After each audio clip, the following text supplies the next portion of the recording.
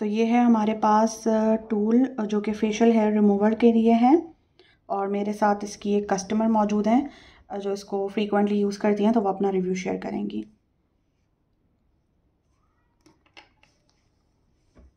तो इसको किस तरह से हमें पकड़ना है अगर हम फेस को देखें तो?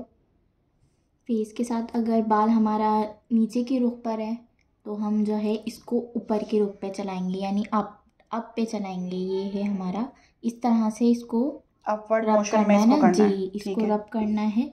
ये हमारे बाल जो है इस तरह, जिस तरह बाल जिस तरफ बाल होंगे उसकी अपोजिट हम जो है ये टूल चलाएंगे ऐसे जैसे अगर करके। बाल इस यूं हैं, इस तरफ हैं, अगर इस तरफ बाल जा इस रहे हैं। तरफ है, अगर बाल इस तरफ है तो हम हम्म। टूल को नीचे से स्टार्ट और करेंगे, ऊपर की ऊपर ले तरफ, जाएंगे। ठीक है। ठीक है, तो ऐसे रिमूव करके बाल निकलेगा। ज़रूरी नहीं है कि हम एक ही तरफ चलाएं, हम इसको और साइड से भी चेक कर सकते हैं, क्योंकि इसका स्प्रिंग जो है वो मूव करता है और उसकी हेल्प से जो है बाल निकलता है। अच्छा, इसको कितना ज़ोर से करना है? इसको आप लाइट भी कर सकते हो, लाइट करोगे तो जो लाइट बाल होगा वो रिमूव होगा, और जो हार्ड है वो भी लाइटली ही रिमूव होगा।